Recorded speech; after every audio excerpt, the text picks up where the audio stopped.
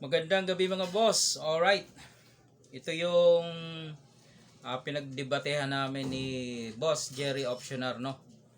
Ang sabi ko kasi sa post, ito ay sulungan o labanan ni Gusting versus Boy Malati ng 1982, Espanya, Manila. Unang sulong dito ang pula, talo ang itim.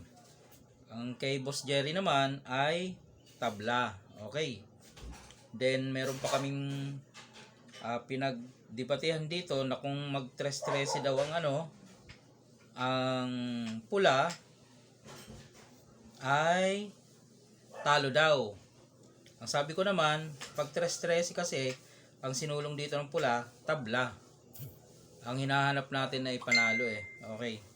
Doon sa unang video na pinakita ni Boss Jerry, kasi ang key move dito ay 5-1 eh. Yan. Kung papanoorin nyo ang video niya, pinakita niya doon, dinemo niya doon na sa 5-1 daw ay tablahan. Pero ito po yung panalong tira. Okay, pakita muna natin yung niya. Pinakita niya yung demo kung bakit tumabla. O, dito ang sulong ko. So, ang ginawa niya ay dito. Tinatlo, no? Tinatlo. Dito. Dito, yan. Siyempre, magpapaatras. Oh. Take note, logi ng isang itim, mga boss, ha? Ngayon, binawi. Yan. Binawi. Boss Jerry. So, nagparehas na ang pyesa. 2-4-6, 2-4-6. So, dito, wala namang magandang move dito ang pula, magpakain. Yan. Okay, nagpakain. Tapos, tira siya dito. Ang pula naman ay dito. Sumabay ngayon si Boss Jerry. Okay. Kain dito. Tapos, kain si Boss Jerry, nakadama. Siyempre, ang gagawin ng pula, wala namang iba kundi ito. Yan. Kain, kain. Ang ginawa dito ni Boss Jerry, pinabalik. Yan. Pinabalik. Okay. Pagbalik, isinulong niya to. Isinulong to ng pula. Isinulong ito. Ayan. Diyan na sinabi ni Boss Jerry na tablahan. Hindi niya na tinuloy. Okay?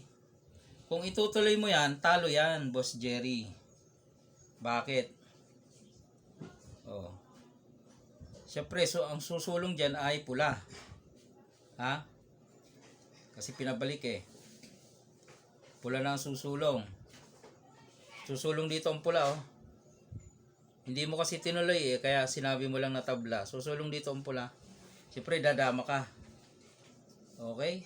Pupunta dito ang pula. Siyempre, aalis ka. Kasi may pakain, no? Pag hindi ka umalis. Yan. Dadama ngayon ang pula. Hindi ka naman makupunta ng gitna. Aalis ka na naman. Yan. Pupunta ngayon uli dito ang pula. Siyempre, aalis ka na naman. Kasi susubuan ka.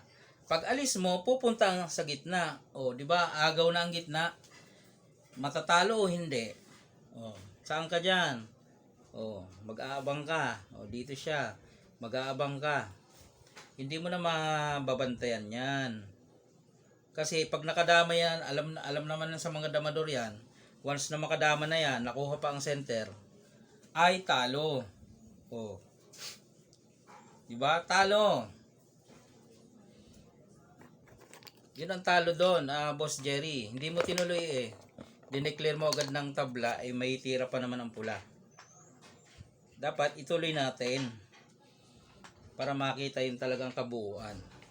Kasi pag in-step na, itinigil natin, in-stop agad natin, ay wala na, tabla nga talaga. Kasi dito tayo sumulong, ang ginawa mo ay dito, pakain, yan. Tapos, binawi, yan o. Ulit lang natin para maliwanag. Dito. Yan. Dito siya. Dito lang, sumabay, kain dalawa. Okay, pagkain dalawa, kain isa, nakadama siya dito. Doon lang, kain. Ang ginawa ni Boss Jerry ay pinabalik. Pinabalik. Yan. Saka pumunta dito. Dito naman ang pula, dito siya, dito ang pula, dama siya. Sinulong to, aalis ka, di ba? O, sa kanya idadama. Aalis ka ulit. O, dito siya. Aalis ka na naman. O, pupunta na ng sentro. Ayan, o, di ba? Pupunta na ng center. O, agaw, sentro. Di ba? So, talo yan, Boss Jerry. Ikaw naman ay totoong damador. Alam mo na pag 3 versus 1 talo. Okay, doon sa pangalawang video na pinakita ni Boss Jerry. Okay. Pasadahan natin 'yon. Paalala lang po mga bossing, kami po ay hindi nag-aaway o anuman o nagpapagalingan. Kami po ay nagpapalitan lang ng idea, no? Kung ano yung aming mga na-analyze. Palitan lang po ng idea na to. Ang sabi niya dun sa video niya, kapag ito daw ang sinulong, talo daw po ang pula. Ang sabi ko kasi, tabla. Kaya nga ang best move dapat ay 5-1. Okay? Nasagot na natin yung 5-1, talo ang itim. Ngayon, kung dito susulong, ang pinagtalunan dito, ang sabi niya, talo ang pula. Ang sabi ko naman, tabla lang.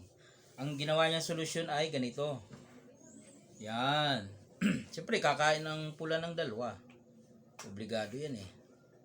Okay? Tapos sumabay dito si Boss Jerry.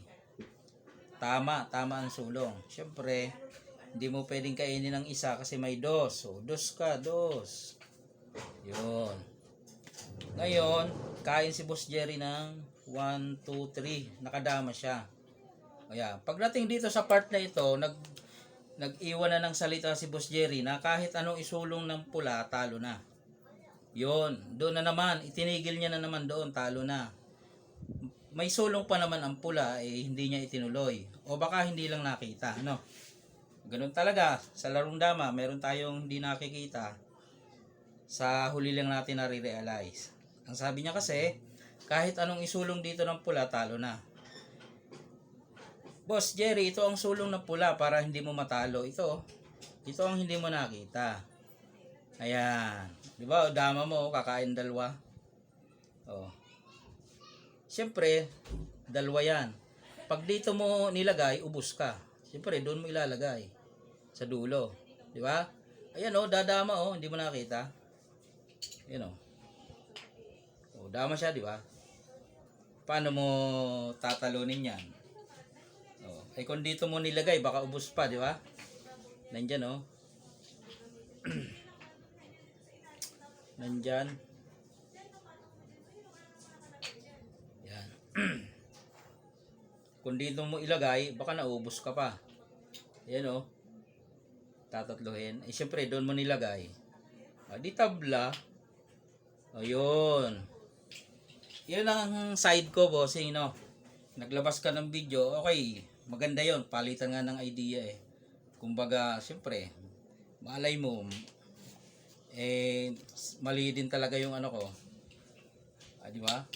Pero dito, kitang-kita, natalo yan. Kasi ghosting yan Grandmaster ng Pilipinas. Okay? Natalo niya noong 1982, si Boy Malate, sa tiradang yun. Okay? Yun ang gumawa ng maraming libro natin sa dama. Yan, Boss Jerry, ang sagot ko, sa pinakita mo. Baka may comment ka, tablahan, kung comment ka kung nakumbinsi ka o hindi, para alam ko. Okay lang naman kung hindi ka nakumbinsi o nakumbinsi ka. Ang mahalaga, nagpalitan tayo ng idea, Wala namang masama doon, hindi naman tayo nag-aaway. Nagpapalitan lang tayo ng idea sa larong dama. Okay? Ito yung side ko at pinakita ko na talo. Okay? Doon sa isang banda, pag nag-13, tabla naman. Alright, yun lang mga boss. At magandang gabi sa inyong lahat.